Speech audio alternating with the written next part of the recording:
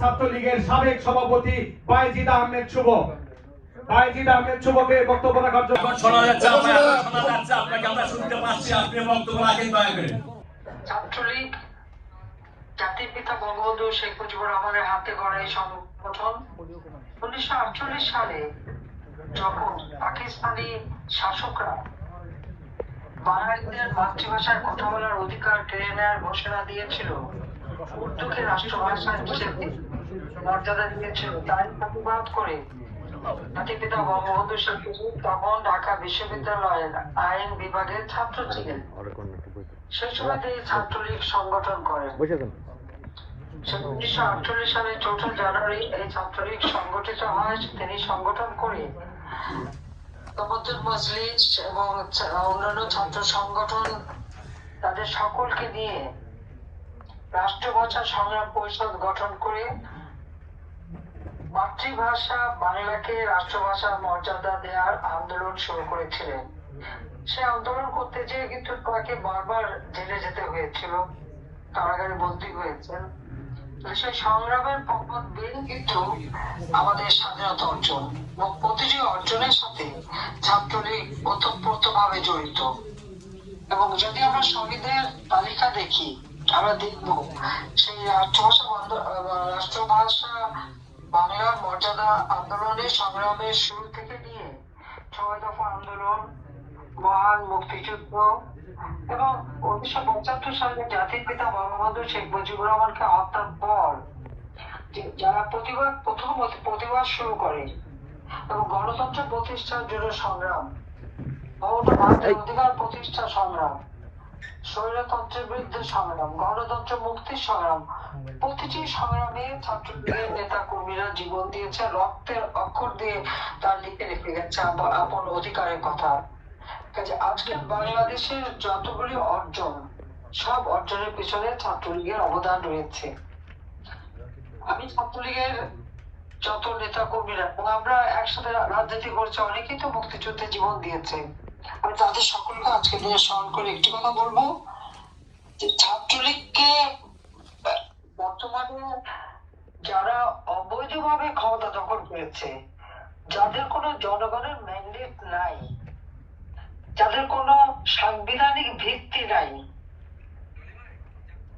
বলতে গেলে সেই মেটিকুলাসলি ডিজাইন করে মাস্টার মাইন্ডের মাধ্যমে প্ল্যান করে অস্ত্র অর্থ জোরে যারা ক্ষমতা দখল করেছে, সম্পূর্ণ অগণতান্ত্রিক, অসাংবিধানিক এবং অবৈধভাবে সেই ইউনূস সরকার ছাত্রলীগকে ব্যান করে। ছাত্রলীগকে ব্যান করার অধিকার কারণ নাই। আর ছাত্রলীগ ব্যান্ড যে ঘোষণাটা দেয়, একটা অবৈধ সরকারের যে কোনো ঘোষণাই অবৈধ, ওটার কোনো কার্যকরী জনগণের কাছে থাকে না, থাকতে পারে না। বরং এই অবৈধ ক্ষমতা দখলের জন্য একদিন এদেরকে কিন্তু শাস্তি পেতেই হবে বাংলাদেশের জনগণের কাছে। এখন হত্যা মামলা হামলা করে কোনো মতে তাদেরকে দাবিয়ে রাখা হচ্ছে, কিন্তু এদের মনে রাখা উচিত জাতির পিতা সে ঐতিহাসিক ভাষণ 7 মার্চে বলেছিলেন, কেউ দাবায় রাখতে পারবে না, তো কেউ দাবায় রাখতে পারবে না, ছাত্রলীগকেও দাবায় রাখতে পারবে না। ছাত্রলীগ জনগণের পাশে থেকে কাজ করবে। আমরা যদি যে কোনো দুর্যোগে, সে ঝড়, বন্যা, জলোচ্ছ্বাস, এমনকি COVID-19 মোকাবেলায় ছাত্রলীগ সবসময় মানুষের কাছে ছিল। মানুষকে খাদ্য সাহায্য দেওয়া, কাফন দাফন, যখন আত্মীয় স্বজন ফেলে দিয়ে চলে যায়, তখন এই ছাত্রলীগের নেতা কর্মীরাই তো তাদের পাশে দাঁড়ায়। অসুস্থকে হাসপাতালে পৌঁছে দেওয়া, কেউ মারা গেলে তার কাফন দাফন বা সৎকারের কাজ করা, প্রতিটি ক্ষেত্রে ছাত্রলীগের অবদান রয়েছে। অথচ আজকে একটা মিথ্যা অপবাদ দিয়ে তারা ছাত্রলীগকে ব্যান করে। অথচ কোটা আন্দোলনে, কোটা তো আমি বাতিলই করে দিয়েছিলাম, ছাত্রলীগ তো কোটার বিরুদ্ধে ছিল না। 2018 সালে যখন আন্দোলন শুরু করে, তখন তো আমি নিজেই কোটা বাতিল করে দিই, ছাত্রলীগের সাথে সমর্থন দিয়েছে।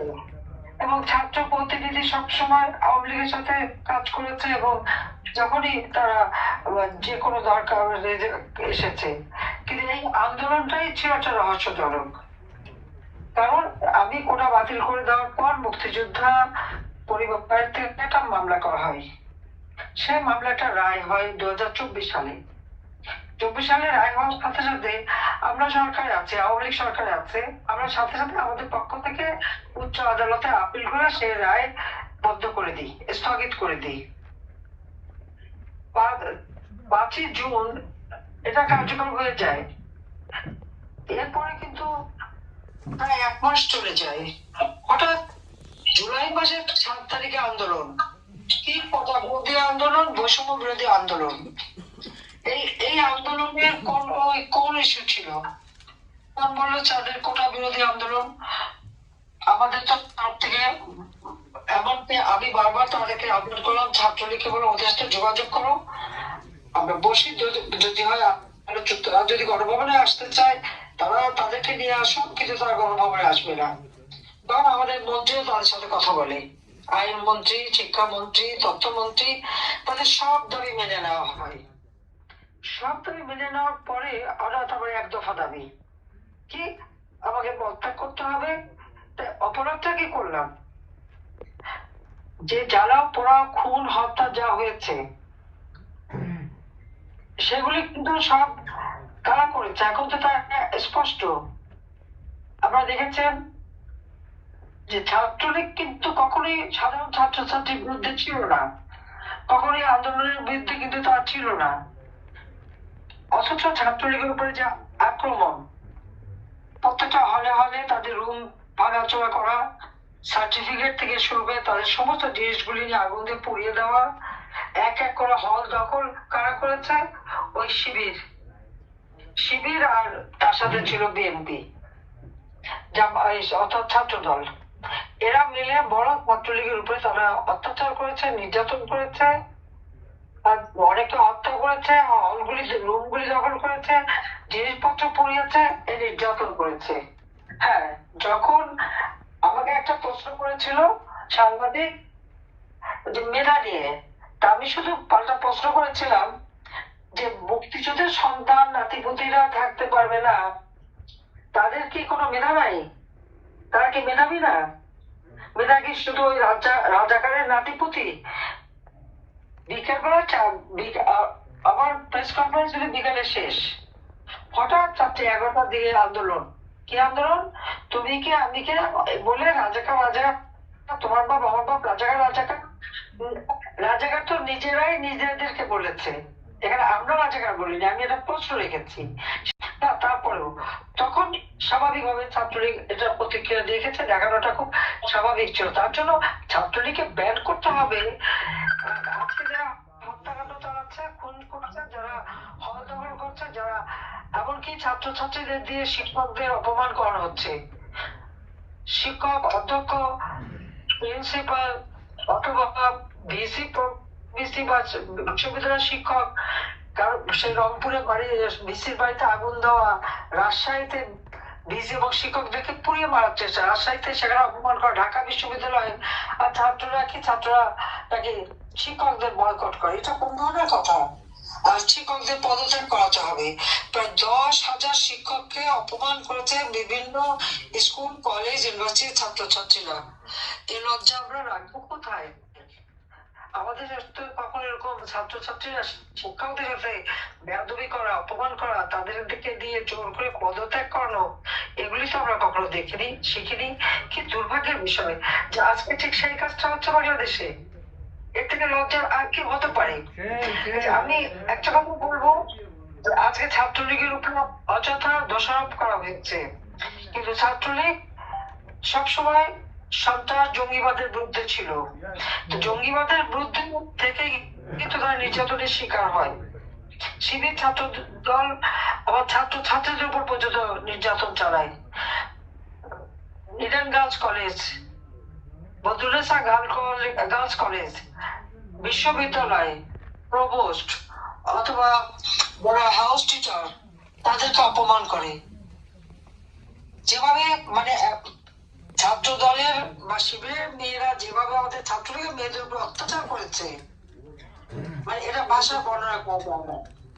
এই ধরনের ন্যাক্কারজনক ঘটনার আমি নিন্দা জানাই। কাজে আমি এটি বলবো যে আজকে ছাত্রলীগ বাংলাদেশের প্রত্যেকটা আন্দোলন সংগ্রামে, শুধু তাই না, আমি 96 সালে সরকারে এসে আমাদের দেশের সাক্ষরতার হার ছিল মাত্র 45%।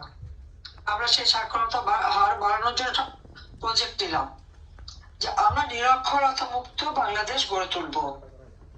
এই ছাত্র নেতা কর্মীদেরকে আমি কাজে লাগিয়েছিলাম। আপনাদের মনে থাকা উচিত, খালেদা জিয়া ছাত্র দলের হাতে বলেছিল, ছাত্র দলই দিনেই নাকি সব মানে সোজা তাদের হাতে অস্ত্র তুলে দিয়েছিল। আর আমি ছাত্রলীগের হাতে দিয়েছিলাম কাগজ কলম, যে তোমাদের পড়াশোনা করতে হবে, তাদের কাজ পড়াশোনা করা। আমাদের ছাত্রলীগের মূলনীতি যাকে শিক্ষা, শান্তি, প্রগতি। শিক্ষার মশাল দিলে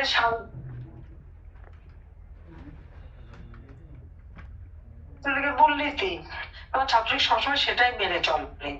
প্রবাদ দিয়ে ছাত্রলীগকে ব্যান করা, তবে একটা কথা বলি, আমি ছাত্রলীগ সব নেতা কর্মীকে বলবো, এটা নতুন কিছু না।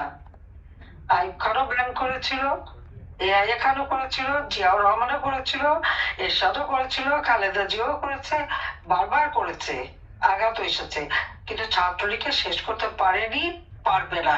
কারণ বাংলাদেশ নামে যে রাষ্ট্রটা গঠিত হয়েছে, সেই রাষ্ট্রের সাথে ছাত্রলীগের নাম ওতপ্রোতভাবে জড়িত বলেই জাতির পিতা বঙ্গবন্ধু শেখ মুজিব বলেছিলেন, আমি কোট করছি, যে ছাত্রলীগের ইতিহাস বাঙালি ইতিহাস, আনকোট। এটা জাতির পিতা বঙ্গবন্ধু শেখ মুজিবেরই বলা। কাজে সেই কথাটা সবসময় মনে রেখেই জনগণের পাশে থাকতে হবে, ছাত্রদের পাশে থাকতে হবে, এটাই মানে আমার কথা। আর বাংলাদেশটাকে একটা জঙ্গি রাষ্ট্রে পরিণত করেছে। যত জঙ্গি ছিল, সেই হত্যাকারী, হলি আর্টিজেনে যারা জঙ্গি, 500 জায়গায় বোমা হামলাকারী, সেই মনে আছে বিএনপির আমলের সমস্ত বাংলাদেশে 500 জায়গায় বোমা হামলা হলো। আমাদের কিবরিয়া সাহেব, মঞ্জুরুল্লাহ সাহেব, আমাদের মমতাজ, নাটোরের মমতাজ, খুলনার মঞ্জুরুল্লাহ সহ হাজার হাজার নেতা কর্মীকে হত্যা। এই নানা ধরনের ঘটনায় যে সমস্ত সন্ত্রাসী জঙ্গিদের আমরা গ্রেপ্তার করেছিলাম, এমনকি পার্বত্য চট্টগ্রামে যে সন্ত্রাসী গ্রুপ, সেই আনসার বাংলা, তাদের ওখানে ট্রেনিং করে একটা জঙ্গিবাদী সৃষ্টি করতে চাচ্ছিল। আমরা সেই জঙ্গিদেরকে গ্রেপ্তার করি, তাদের বিরুদ্ধে মামলা হয়, তাদেরকে কারাগারে বন্দি রাখি। অথচ আমরা দেখলাম কি, বৈষম্যবিহীন নাম করে ক্ষমতায় এসে জোর করে ক্ষমতা দখল করে সে সব জঙ্গিদের ছেড়ে দিয়েছে কারাগার থেকে, সব জঙ্গিরা মুক্তি পেয়ে গেছে। কি অদ্ভুত এই বাংলাদেশ! আজকে জঙ্গিদের রাজত্ব, বাংলাদেশ এখন জঙ্গি শাসক। তার উপর আওয়ামী লীগ ক্ষমতায় এসে 2008 সালে যে নির্বাচন হয়, সে নির্বাচনে আওয়ামী লীগ এককভাবে 233টা সিট পেয়েছিল। আপনারা কিন্তু চক্রান্ত শুনি। এবং এই যে বিডিআর এর যে ঘটনা, আজকে যিনি স্বরাষ্ট্র উপদেষ্টা, সে লেফটেন্যান্ট জেনারেল জাহাঙ্গীর, সেও কিন্তু বিডিআর একসময় ডিজি ছিল। এবং বিডিআর এর ঘটনায় যে অফিসাররা মারা গেছে, সেখানে আওয়ামী লীগেরই 43 জনের মতো রয়েছে, 45 জন আওয়ামী পন্থী ডিজি সহ। ডিজির আমাদের সাচ্চু ভাই ব্রাহ্মণবাড়িয়ার যিনি এমপি ছিলেন, তার কিন্তু আপন ফুফাতো ভাই ছিল। আমাদের জাহাঙ্গীর কবির নানু, তার চাচাতো ভাই না খালতো ভাই, এরকম তারও আত্মীয় ছিল। এরকম আমাদের সকলেরই অনেকেরই এখানে ছেলে পেলে ছিল। আমাদের পঞ্চগড়ে এমপি তার মেয়ের জামাই, আমাদের মানবুকিল সাহেবের নাতি জামাই, তারাই তো আর্মি অফিসাররা। এই খালেদা জিয়ার আমলে এদের সবাইকে ভালো ভালো অফিসারদেরকে বিডিআর ওখানে জিম্মা দিয়ে রেখেছিল। এরপরে কেয়ারটেকার গভর্নমেন্ট আসে, সেটাও তো খালেদা জিয়ারই সরকার ছিল। ইয়াজউদ্দিন, মঈনুদ্দিন, ফখরুদ্দিন সাহেব তারই পছন্দের লোক ছিল। কাজে আমরা যখন ইলেকশনে জিতে গেলাম, এটা তাদেরকে ক্ষমতা আসলাম, এটা তারা সহ্য করতে পারেনি। যারা এটা সহ্য করতে পারেনি তারাই বিডিআরের ঘটনা ঘটিয়েছিল। যদিও এখন আমাদের নামে দোষ দেয়, আমরা সরকার গঠন করেছি, আমরা কেন গোলমাল করতে যাব, আমরা কেন আমার সরকারকে আনসেটেল করতে যাব? আর বিডিআরের ঘটনা কিন্তু শুধু পিলখানায় এক জায়গায় হয় নাই, এটা কিন্তু সারা বাংলাদেশে হয়েছিল। তখন আমাদেরই নেতা কর্মীরা বিভিন্ন জায়গায় সেনা অফিসাররা তাদেরকে রক্ষা করেছিল, এবং সাথে সাথে আমি ডিসি এসপি দেরও বলে দিয়েছিলাম এদের পরিবারকে নিরাপদে নিয়ে যাওয়া।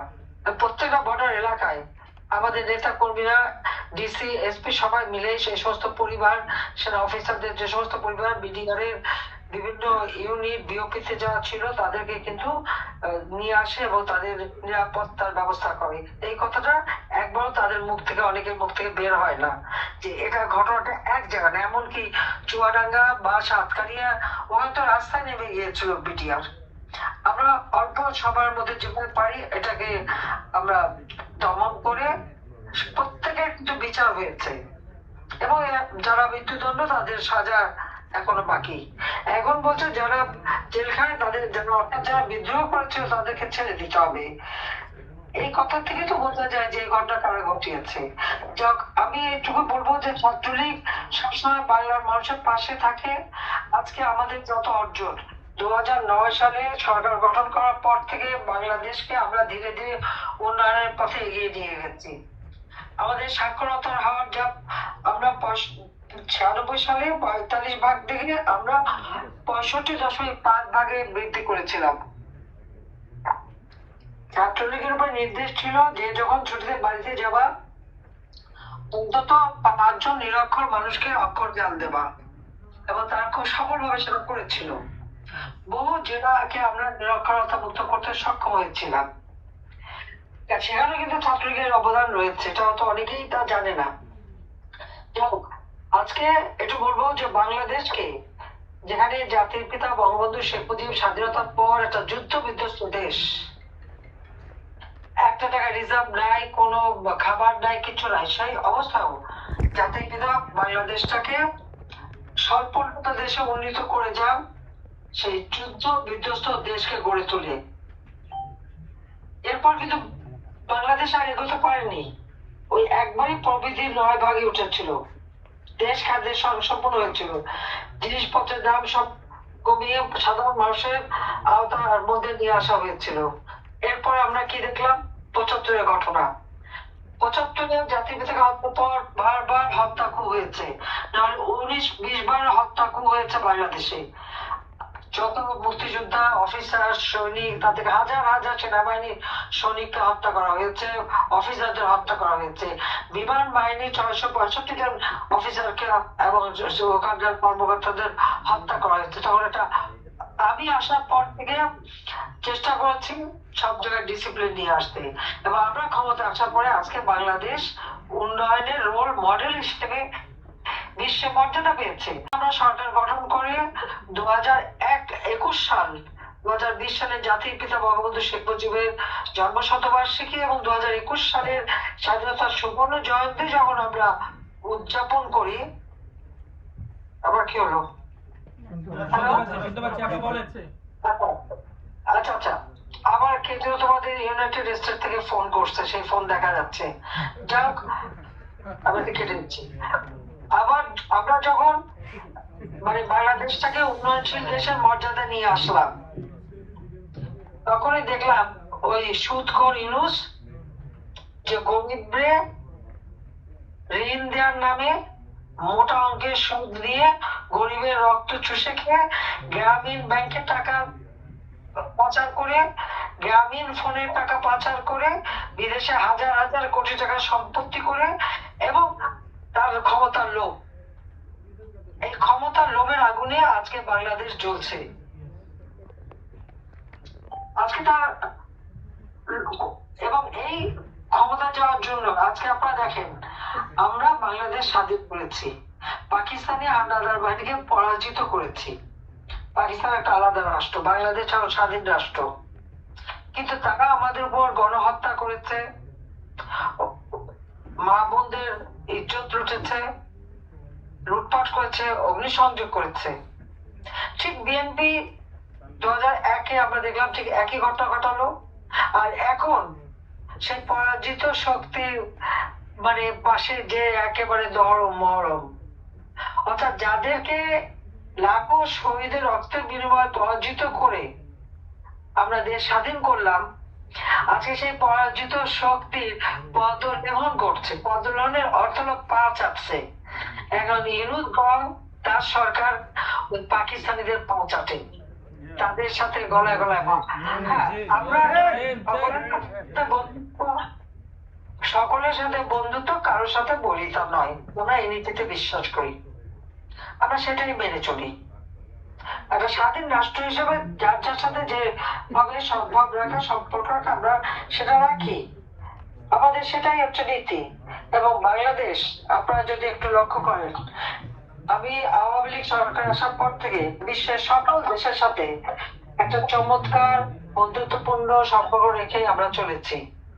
কিন্তু আমরা কারো দাবিদারিও করতে যাইনি, কারো পা চাপতেও যাইনি। কিন্তু আজকে কি দুর্ভাগ্য আমাদের, যাদেরকে পরাজিত করলাম তাদেরই পা চাটা হয়ে গেল বাংলাদেশের ওই ইউনুস সরকার আর তার সমন্বয়কারীরা। তাদের বক্তব্যটা কি আপনি এর মধ্যে দেখেছেন যে জুলাই 15 তারিখ থেকে যত অপকর্ম হয়েছে, অর্থাৎ অগ্নিসংযোগ, মানুষ হত্যা করা, পুলিশ হত্যা করা, প্রায় 450 মতো থানা এবং পুলিশ ফাঁড়ি, পুলিশ স্টেশন, সেগুলি জ্বালিয়ে দেওয়া হয়েছে। সেখানে পুলিশদের জ্যান্ত পুড়িয়ে মারা হয়েছে, পিটিয়ে পিটিয়ে মারা হয়েছে, তাদেরকে পা ঝুলে রাখা হয়েছে। আওয়ামী লীগের নেতা সেই ঝিনাইদহ সেক্রেটারি, তাকে সেই কসাইখানায় যে রোম কোন পশু পা বেঁধে ঝুলে রাখে, ঠিক সেইভাবে পা বেঁধে ঝুলে রাখা হয়েছে, তাদেরকে অত্যাচার করা হয়েছে। এমনকি একটা অন্তঃসত্ত্বা পুলিশ কনস্টেবল, মেয়েটা মাপ চেয়েছে, বলেছে আমার পেটে বাচ্চা, আমাকে মারবেন না। এরা এত বড় অমানুষ যে সেই অন্তঃসত্ত্বা মহিলা তাকে পিটিয়ে পিটিয়ে হত্যা করলো, হাত কেটে পা কেটে দিয়ে। এইভাবে তারা নির্যাতন করছে। এই আওয়ামী লীগের না হলেও 10,000 উপর 11,000 কর্মী আজকে নির্যাতনের শিকার, তার মধ্যে প্রায় 1000 খানে নেতা কর্মী কারো মাকে, চাচিকে, বাবাকে, ভাইকে পর্যন্ত নির্মমভাবে হত্যা করেছে, বোনকে নির্যাতন করেছে।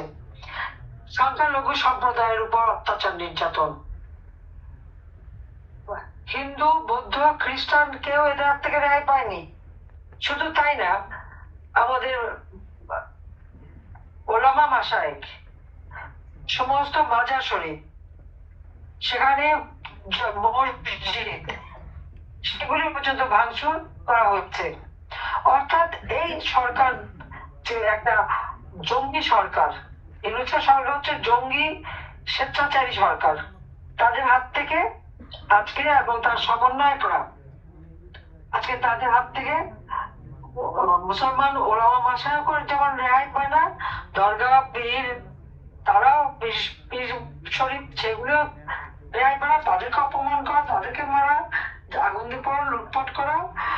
তাছাড়া হিন্দুদের মন্দির, খ্রিস্টানদের গির্জা, বুদ্ধদের মঠ, সবকিছু লুটপাট, আগুন ভাঙাচোরা, এইগুলি করে যাচ্ছে তারা। কোন ধর্মের মানুষদের কাছ থেকে রেহাই পাচ্ছে না। এদের জুলুম, অত্যাচার, নির্যাতন এমন পর্যায়ে তারা নিয়ে গেছে দেশকে, একেবারে মানে আমি কি বলবো, দেশের যে ভাবমূর্তি, সে ভাবমূর্তিটাই নষ্ট করে দিয়েছে। এবং এরা নিজেদেরকে কিভাবে কে জানে, ইউনূসের মাস্টার মাইন্ডের এবং মেটিকুলাইজড তার যে ডিজাইন, এক নম্বর ছিল ওই আন্দোলন, একটা ভুয়া আন্দোলন যেখানে কোটা নাই, তারপর একটা আন্দোলনের নামে চক্রান্ত করলো। তার এটা ছিল তার মানে ডিজাইনের 1 নাম্বার। 2 নাম্বারে ছিল বঙ্গবন্ধু ভবন পোড়াবে, গণভবন পোড়াবে এবং আক্রমণ করবে, আমাকে রেহানাকে হত্যা করবে।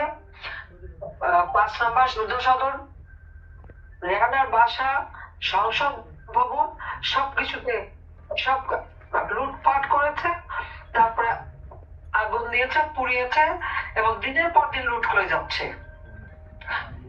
এমনকি প্রত্যেকটা এমপি গোষ্ঠীর এই সমন্বয়করা, সেই যে হাসনাত, সার্জিস আলম, তারপরে মাহফুজ, যে মেট্রোলাস তার আসিফ নজরুল, জাহিদ ইসলাম, তারপর আসিফ মাহমুদ সহ তাদের যত যারা আরো কত নাম, ওই জাহাঙ্গীর আলম, জাহাঙ্গীর তার স্বরাষ্ট্র মন্ত্রণালয়, আবার কি অধিকারের আরেকজন আদিলুর রহমান, অধিকারের নামে যারা গরিবের অধিকার কেড়ে খায়, এদের এদের এই উপদেষ্টা এবং তার এই সমন্বয়ক, এরা মিলে আজকে সারা বাংলাদেশটাকে ধ্বংস করে দিচ্ছে। এবং লুটপাট, প্রত্যেকটা এমপি অঞ্চল এরা লুট করেছে, লুটপাট করে সমস্ত মূল্যবান জিনিস নিয়ে যেয়ে তারপরে দিয়ে দিয়েছে তখন ওই বস্তি টস্তি রাস্তার লোকজন, এবং এরপরে ডেকেছে পুলিশ। ঠিক গণভবনে তাই করেছে, আমাদের যা কিছু ছিল সবই লুট করে নিয়ে গেছে।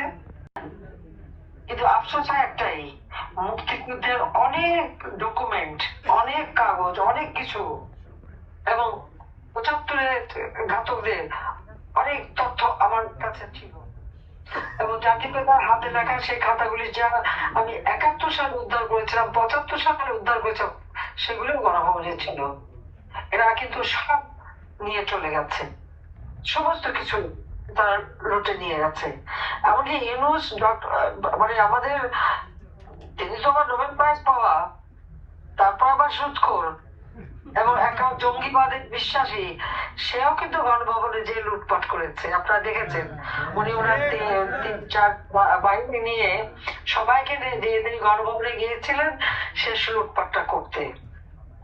এই চোরের দলের হাতে বাংলাদেশ কতক্ষণ নিরাপদ থাকবে? এবং যারা এই যে গণহত্যা চালালো, আওয়ামী লীগের নেতা কর্মী, সংখ্যালঘুদের পুলিশ হত্যা, আনসার, তারা তো গুম হয়ে গেছে, কতজন আনসারের তো খবরই নেই। গুম খুন করে গণহত্যা চালিয়ে যারা মেট্রো রেল থেকে নিয়ে শুরু করে সব পুড়িয়েছে, এবং একজন সমন্বয়ক তো বলেই দিয়েছে যে মেট্রো রেল না পড়ালে আর পুলিশ হত্যা না করলে নাকি বিপ্লব সার্থক হতো না।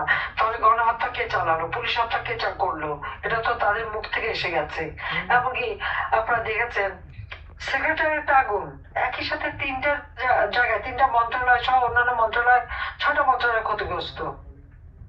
কিছুদিন আগে আপনারা জানেন যে স্থানীয় সরকারি মন্ত্রণালয় থেকে সেই হাসান আরিফকে সরিয়ে দিয়ে এক সমন্বয়ক নিয়েছে, কারণ তারা দল করবে, পার্টি করবে, তাদের নাকি টাকা বানাতে হবে।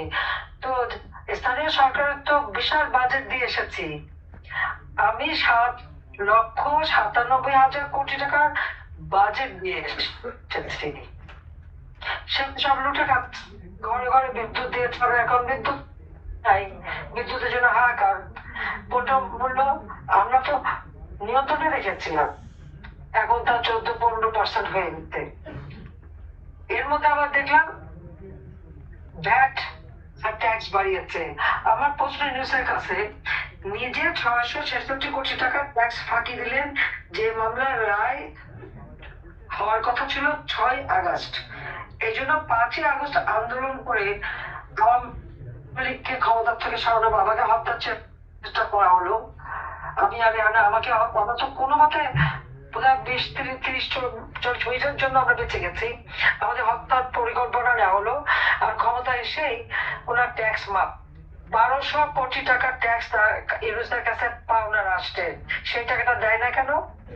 সেই টাকাটা দিলেই তো হয়। তার ৫৪টা কোম্পানি, সে কোম্পানির ট্যাক্স কেন দেবে না সে?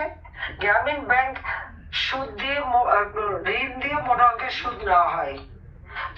এবং এই গ্রামীণ ব্যাংকে আমি ৯৬ সালে যখন সরকারি ইউনূসের কান্নাকাটিতে ৪০০ কোটি টাকা দিয়ে এই ব্যাংক আমি মানে চালু করাই দেই ভালোভাবে।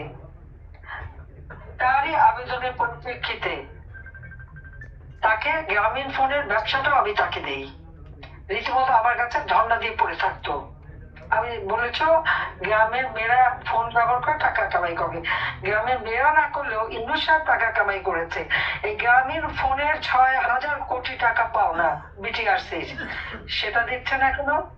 এই টাকাগুলি দিলে তো আর ওই ভ্যাট বাড়াতে হয় না, ট্যাক্স বাড়াতে হয় না। তো নিজে বেলায় ট্যাক্স মওকুফ করে নেবেন আর সাধারণ মানুষের উপরে ট্যাক্স বসাবেন, ভ্যাট বসাবেন। আর ভ্যাট ট্যাক্স যদি ট্যাক্স আদায় করতে হয় আইন করে করতে হয়, লঙ্ঘন করে এরা ক্ষমতায় কুক্ষিগত করার চেষ্টা করছে। কাজে আজকে সারা দেশের মানুষ হাহাকার। একবেলা যারা খাবার পেত না, আওয়ামী লীগ সরকার আমলে তারা 3-4 বেলা খাবার পেত, সে ব্যবস্থা আমরা করেছিলাম। প্রত্যেকটা শিক্ষা প্রতিষ্ঠানে একটা শান্তিপূর্ণ অবস্থা ছিল শিক্ষার।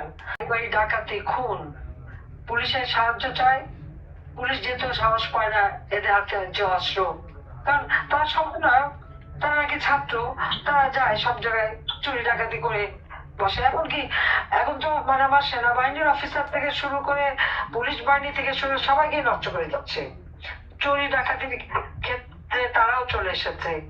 একটা ডিসিপ্লিন ছিল, নিয়ম ছিল, শৃঙ্খলা ছিল, সব ধ্বংস করে দিয়েছে। যে দেশটা বাংলা পৃথিবীর কাছে উন্নয়নের রোল মডেল ছিল, আজকে সেই দেশটাকে জঙ্গিবাদে দিয়ে এসেছে। কাজে ছাত্রলীগের সকল নেতা কর্মীকে আমি শুভেচ্ছা জানিয়ে কথা বলবো, ওরা ওই অবৈধ সরকারের ঘোষণা ছাত্রলীগ ব্যান্ড, ছাত্রলীগ কোনো ব্যান্ড নাই, ছাত্রলীগ তাদের কার্যক্রম চালিয়ে যাবে।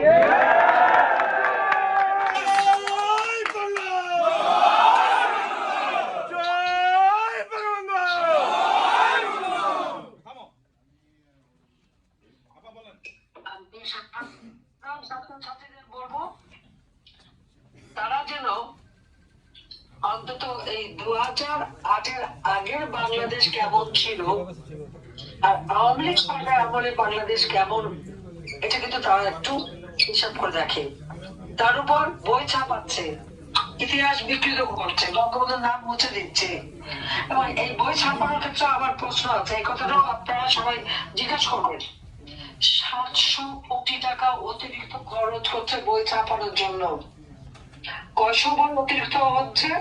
মাত্র 500 বই অতিরিক্ত ছাপবে, মাত্র প্রতি বছর যেটুকু পারে। মাত্র আমরা তো বিনামূল্যে বই দিতাম ছাত্রছাত্রীদের 1 জানুয়ারি। ডিসেম্বর মাসের মাঝামাঝিতেই প্রত্যেকটা স্কুলে নোটিশ দিত যে বই স্টক হবে। এবার তো যায় নাই কোনো স্কুলের নোটিশ, কোনো বাচ্চারা তো পায় নাই। 1 জানুয়ারি ছোট বাচ্চাদের হাতে আমরা বই তুলে দিতাম, এখন তো বাচ্চাদের হাতে বই তুলে দিতে পারলো না তারা। অথচ 700 কোটি টাকা অতিরিক্ত এই বই চাপানোর খরচ, এই টাকাটা কার পকেটে গেল? কার পকেটে গেল সেটা আমার প্রশ্ন। কোন উপদেষ্টা না কোন সমন্বয়ক না কার হাতে গেল?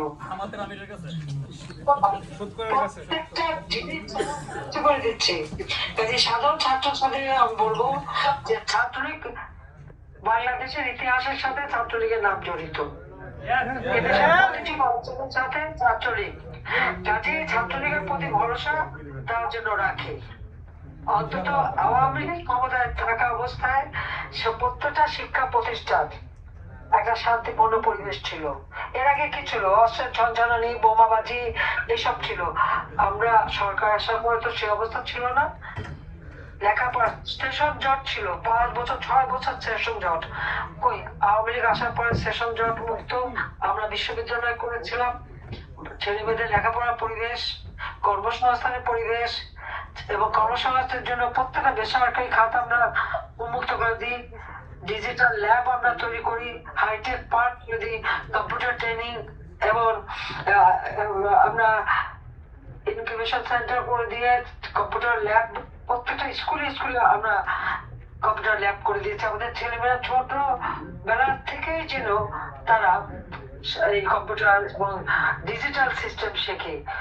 প্রায় 8,000 8,500 উপরে তো ডিজিটাল সেন্টার সারা বাংলাদেশে আমরা ট্রেনিং এর ব্যবস্থা করে দিই। ক্ষেত্রে আমাদের ছেলেমেয়েরা যেন একবারে উপযুক্ত আধুনিক প্রযুক্তি শিক্ষা নিয়ে যেন তারা গড়ে উঠতে পারে সেই বিষয়টা আমরা করে দিয়েছি। কিন্তু আজকে একে একে সবকিছু ধ্বংস করে দিচ্ছে, সবকিছু নষ্ট করে দিচ্ছে। সেখানে আমি বলবো যে আমাদের সবাইকে শক্তিশালী হতে হবে, জনগণের পাশে দাঁড়াতে হবে। আজকে জনগণের অনেক কষ্ট, পণ্যমূল্য যেভাবে বাড়ছে এবং এই ভ্যাট ট্যাক্স বসায় আরো বাড়বে, আরো মানুষের কষ্ট বাড়বে। কাজে মানুষের পাশে আমাদের থাকতে হবে, মানুষের পাশে যেতে হবে এবং মানুষকে সেই সহযোগিতাটা দিতে হবে, সেটাই আমরা চাই। আর শিক্ষার পরিবেশ যাতে হয় কোনো ভিসি প্রভিসি বা যাদের অধ্যক্ষ, এমনকি আপনাদের মনে আছে একজন অধ্যক্ষ নুরুল ইসলাম নাম, তাকে জোর করে সিগনেচার করতে যে তাকে এমন ভাবে অপমান করেছে, ছাত্রদের হাতে অপমান হবে, নিজের প্রতিষ্ঠিত শিক্ষা প্রতিষ্ঠান এটা উনি নিতে পারেননি, তিনি কিন্তু সেখানে হার্টফেল করে মারা যান। আল্লাহ রাব্বুল আলামিন তাকে বেহেশতে নসিব করুন। কিন্তু আমরা সেটাই বলি যে এইভাবে যেন আর ইনডিসিপ্লিন না হয়, প্রত্যেকেই যেন সেভাবে বাস্তবে সেই ব্যবস্থাটাই করতে হবে। কাজে আমি ওইটুকু বলবো যে আজকে ছাত্রলীগের এই প্রতিষ্ঠা বার্ষিকী উপলক্ষে সকলের সাথে কথা বলতে পেরে আমি সত্যি খুব আনন্দিত। সবাই ভালো থাকবে, সুস্থ থাকবে এবং লেখাপড়া করবে। আমি জানি আমাদের ছাত্রলীগের ছেলেপেলেদেরকে লেখাপড়া করতে দিচ্ছে না, ইউনিভার্সিটি কলেজে যেতে দিচ্ছে না, নানাভাবে বাধা দিচ্ছে। তবে একটা কথা মনে রেখো, শিক্ষার কোনো বয়স নেই। আবার ইনশাআল্লাহ সময় আসবে, আবার তোমরা ভালোভাবে লেখাপড়া শিখতে পারবে এবং সেভাবে সবাই পড়াশোনা করতে হবে। কারণ পড়াশোনা জ্ঞান, এটাই হচ্ছে সব থেকে বড় কথা। তার কারণ হচ্ছে যে ধন সম্পদ এগুলি যেতে পারবে, আমাদের সবকিছু চলে গেল, কিন্তু শিক্ষাটা তো যায় না। আমাদের ছেলে মেয়ে, আমি রেহানা, আমরা আমাদের বাচ্চাদেরকে সবসময় একটা কথা বলেছি যে তোমাদের জন্য কোনো সম্পদ নিতে যেতে পারবো না, তোমাদের জন্য তোমাদের শিক্ষাটাই হবে সব থেকে বড় সম্পদ। এবং আল্লাহ রহমতে তারা সারা বিশ্বে সে হার্ভার্ড, অক্সফোর্ড, এলএসসি সহ পৃথিবীর বিভিন্ন শিক্ষা প্রতিষ্ঠান থেকে তারা নিজেরাই কিন্তু পড়েছে, চাকরি করেছে, আবার পড়েছে, আবার চাকরি করেছে, নিজেরা কিন্তু এভাবে তারা পড়াশোনা করেছে। কাজে আমরা কিন্তু, আমি 5 বারের প্রধানমন্ত্রী, আমার বোন এখনো ওই বাসেও চড়ে, ট্রেনে চড়ে। আমার বোনের ছেলে মেয়ে হোক, আমাদের ছেলে মেয়ে হোক, সকলে কিন্তু নিজেরা নিজের পায়ে দাঁড়িয়েছে। আমি এখানে প্রধানমন্ত্রী হিসেবে কোনো কিছু তাদের দেইনি, আমি যা দিয়েছি বাংলাদেশের সাধারণ মানুষকে দিয়েছি। প্রতিটি জেলায় আমি প্রতি জেলায় বিশ্ববিদ্যালয় করে দিচ্ছি, মেডিকেল কলেজ, মেডিকেল বিশ্ববিদ্যালয়, 5-5টা মেডিকেল বিশ্ববিদ্যালয় করে দিয়েছি। আমরা সারা দেশে ইঞ্জিনিয়ারিং কলেজ করেছি, বিশ্ববিদ্যালয় করেছি, কৃষি বিশ্ববিদ্যালয় মাত্র একটা ছিল, আমি বৃদ্ধি করেছি এবং সাথে সাথে আরো গবেষণার ব্যাপারে সব থেকে বেশি আমরা গুরুত্ব দিয়েছি। আমি আরবি বিশ্ববিদ্যালয় করেছি, আরবি ইসলামী বিশ্ববিদ্যালয়, কারণ আমাদের যারা কওমি মাদ্রাসা তাদের শিক্ষাকে স্বীকৃতি দেওয়া হতো না, আমি সেই স্বীকৃতি দিয়েছি, দাওরায়ে হাদিসকে মাস্টার ডিগ্রি করে দিয়েছি এবং ইসলামী আরবি বিশ্ববিদ্যালয় করে দিয়েছি। কারণ মাদ্রাসায় যারা শিক্ষা নেয় তারাও যেন উপযুক্ত শিক্ষা নিয়ে দেশে বিদেশে চাকরি করতে পারে, কারিগরি শিক্ষার ব্যবস্থা আমরা করে দিয়েছি। তাছাড়া প্রত্যেকটা ইনস্টিটিউট আমার হাতে করা। আজকে burn institute, leather institute, cancer institute, neuro, kidney, তারপর গ্যাস্ট্রো লিভার, ক্যান্সার, সব কিন্তু আমার হাতে করা। আজকে আমি কি কি কাজ করেছি আমার মনে হয় 96 থেকে এই পর্যন্ত জাতির পিতা গঠন করছেন, এটা যদি একটা হিসাব করা হয় তাহলে দেখা যাবে যে বাংলাদেশের প্রতিটি ক্ষেত্রে বাংলাদেশকে এগিয়ে নিয়ে যাওয়ার কাজ আমরাই করেছি এবং আমাদের সহযোগী সংগঠনগুলি সবসময় আমাদের পাশে ছিল। 10 লক্ষ রোহিঙ্গাকে আমরা আশ্রয় দিয়েছি, আজকে আবার সেখানে আরাকান আর্মি দ্বারা নির্যাতিত সেই রোহিঙ্গা 4 লক্ষ রোহিঙ্গা আসতে চেয়েছে, ইউনুস তাদেরকে ঢুকতে দেবে না, সেটাকে আবার মানব অধিকার, আবার ওখানে আমার অধিকারের একজন আছে আজিজুর রহমান, এখন মানব অধিকার চায় কোথায়? আমরা তো 10 লক্ষকে নিয়ে আসতে পারলাম, খাবার দিতে পারলাম, শেল্টার দিতে পারলাম, বাসা চরে যে সুন্দর ঘর করে দিয়েছি, তাদের ট্রেনিং দিচ্ছি, বাকিদের কেন আসতে দিচ্ছে না? তাছাড়া মানবাধিকার বোধ গেল কোথায়? ও খালি নিজে খাবে আর কাউকে দেবে না।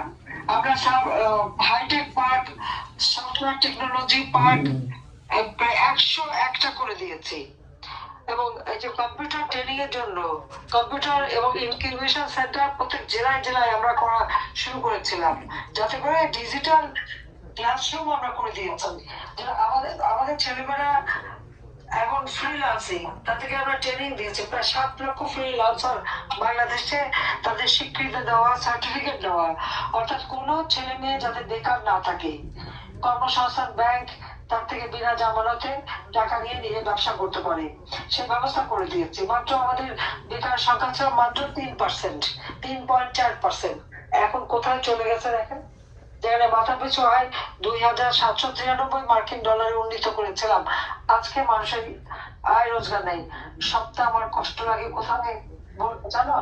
আমার কষ্ট লাগে যখন আমি দেখি আমার দেশের মানুষ এখন ডাস্টবিনের থেকে খাবার খাচ্ছে, রাস্তার পাশে ফেলে দেওয়া ময়লা খাবার একদিকে কুকুর খাচ্ছে, একদিকে মানুষ খাচ্ছে। এই বাংলাদেশ তো আমি রেখে আসিনি। হ্যাঁ, আমি বারবার মৃত্যুর মুখোমুখি হয়েছি। সেই কোষাগত গ্রেনেড হামলায় আমাকে হত্যার চেষ্টা করা হয়েছিল। মানবঢাল রচনা করে আমাকে রক্ষা করছে আল্লাহ রাব্বুল আলামিন, বারবার রক্ষা করছে। এবারেও কিন্তু তার মেটিকুলাসলি ডিজাইনের একটা অংশ ছিল প্রতিসাবার পড়াবে আর আমাকে হত্যা করবে, রেহানাকে হত্যা করবে। আল্লাহ তাআলা কিভাবে যেন বাঁচিয়ে নিয়ে এসেছে। বেঁচে যখন আছি ইনশাআল্লাহ বাংলাদেশ আবার ফিরে পাবো, বাংলাদেশ আবার উন্নত হবে, বাংলাদেশ আবার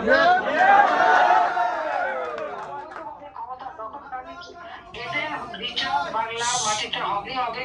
ওই ইনুসারও বিচার, যেমন বঙ্গবন্ধু হত্যাকারীদের বিচার করেছি, যুদ্ধাপরাধীদের বিচার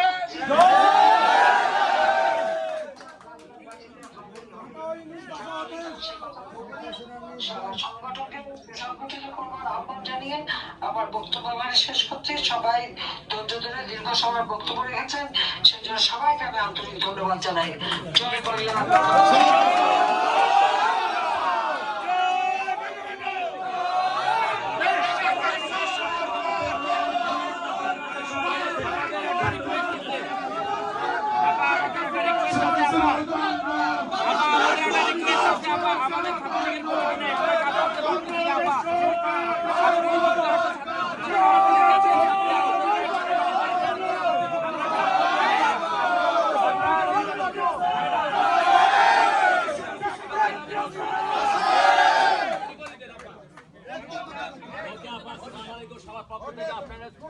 কামনা করছি।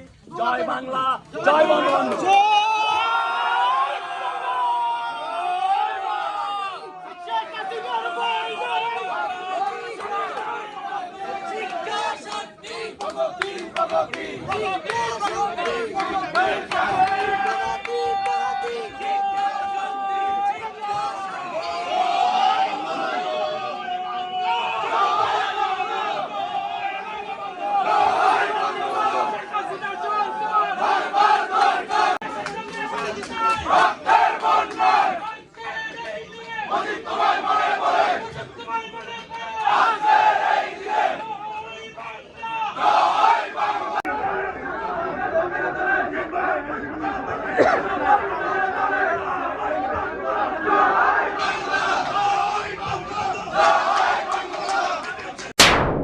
Subscribe to my channel.